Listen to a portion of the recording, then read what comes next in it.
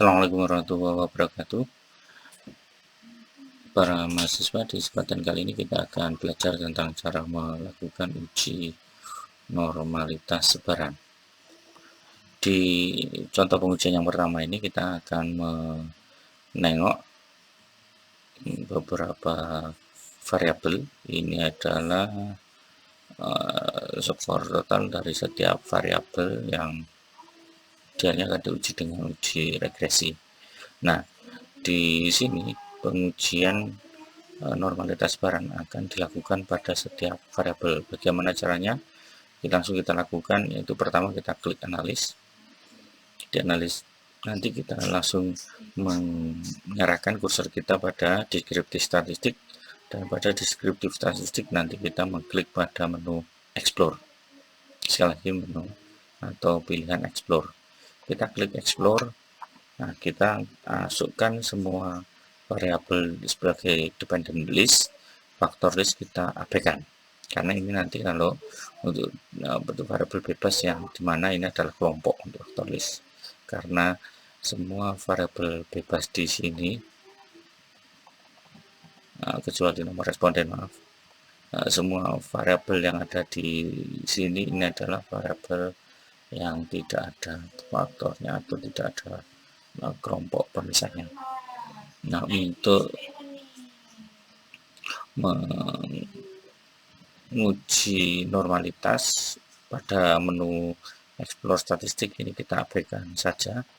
Nah, uji normalitas akan dilakukan, maksud saya adalah uji normalitas dengan teknik Kolmogorov-Smirnov atau Shapiro-Wilk. Itu akan dilakukan kalau kita memberikan klik pada isian ini, normality plot with test. Jangan lupa ini diklik, karena kalau tidak nanti kita tidak akan mendapatkan informasi tentang hasil uji normalitas barang. Nah, berikutnya box plot ini sebenarnya tidak relevan, tidak kita butuhkan, bisa kita nonkan, kita nonaktifkan, karena box plot untuk mengidentifikasi outlier salah satunya. Kemudian salah satu fungsinya. Kemudian untuk deskriptif, karena kita tidak memakai ini, kita matikan. Nah, kemudian dari sini kita continue.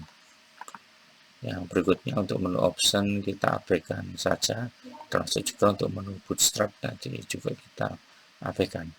Kalau sudah kita klik OK. Nah, kita langsung menengok hasilnya. Dari sini kita mengetahui dalam tabel 1 disampaikan variabel yang dianalisis, jumlah sampelnya, dan seterusnya, termasuk ada butir kosong atau tidaknya. Nah, kita akan langsung menengok cara pengujian normalitas barang dengan menggunakan teknik Kolmogorov-Smirnov atau Shapiro-Wilk. Kita mengabaikan hasil deskriptif atau deskriptif. Nah, di sini kita bisa mengetahui bahwa hasil ini menunjukkan bahwa data ini sifatnya tidak normal semuanya, karena baik Kolmogorov-Smirnov maupun Shapiro-Wilk mengindikasikan bahwa semua angka di sini kurang dari 0,05 P-nya, karena itu semuanya tidak normal. Nah, kita bisa nengok pada Q-plotnya juga secara kualitatif. Di sini terlalu jauh dari garis.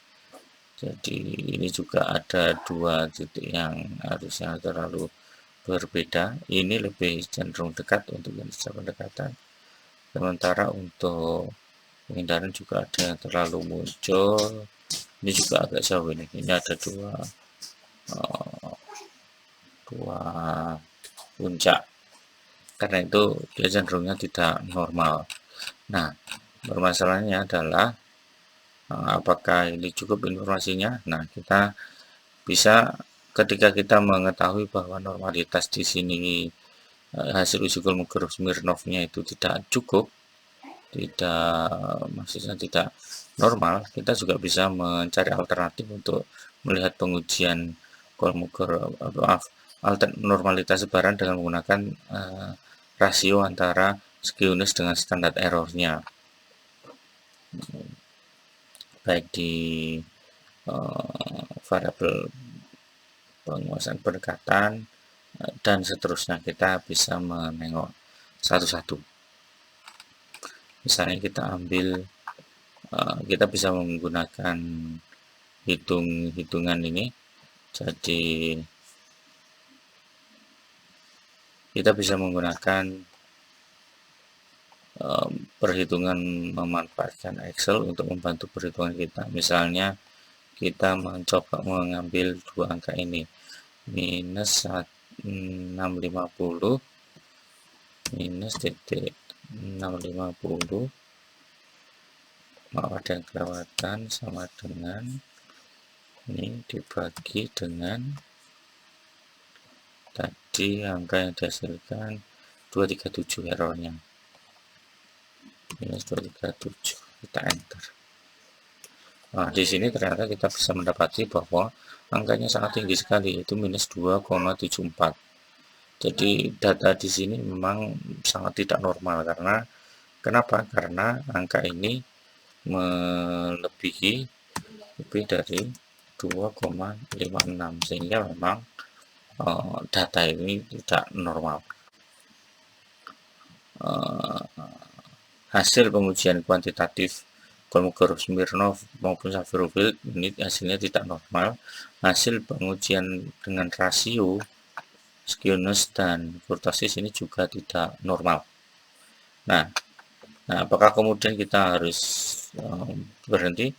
Nah, kita nanti bisa menentukan apakah nanti pengujiannya tetap menggunakan regresi ataukah harus teknik yang non parametrik.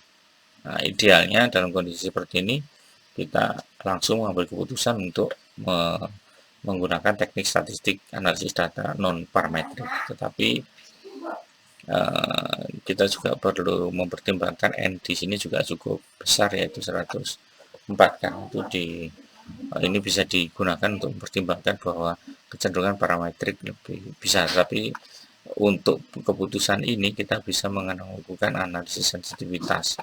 Untuk melakukan itu kita coba melakukan korelasi, baik itu yang kuanti maupun kualitatif. Misalnya kita korelasikan secara bivariat antara katakanlah variabel yang ada di sini. Kita gunakan teknik kuantitatifnya adalah Pearson, parametriknya adalah persen, non parametriknya kendal tahu. Kita klik dua-duanya, kita tengok, kita biarkan aja menggunakan one tail, katakan begitu. Kemudian kita tengok option yang kita abaikan saja, bootstrap juga tidak kita pakai, kita oke sekarang. Mari kita tengok hasilnya. Jadi apakah hasil antara kendal tahu dengan produk momen atau person, nah ini ada bedanya atau tidak? Maka kita tengok misalnya hubungan antara orientasi penguasaan pendekatan dengan efikasi diri. Di sini ditulis tidak signifikan, sementara di sini di kendal tahu dituliskan sangat signifikan. Penguasaan penghindaran di Pearson itu tidak signifikan, di sini juga tidak signifikan. Nah, ada perbedaan di sini, ini yang menarik. Nah, pada efikasi diri dengan tujuan penguasaan pendekatan di ini tidak signifikan, sementara di sini signifikan. Kemudian demikian juga orientasi tujuan penguasaan pendekatan di sini tidak signifikan, ini signifikan. Karena itu kalau kita melihat hasil ini ada yang kontras, maka kita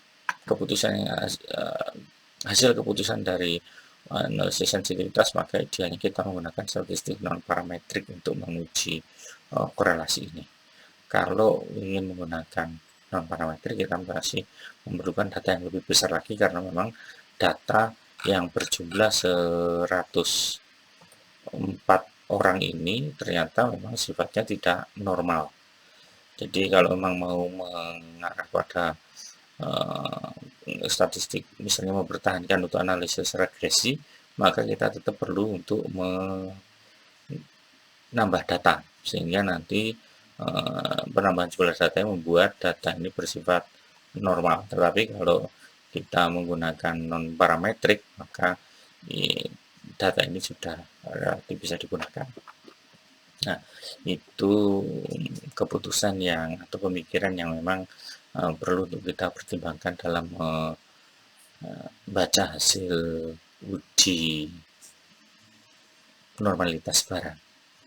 Ini yang bisa kita diskusikan sampai sini, dan terima kasih atas perhatiannya.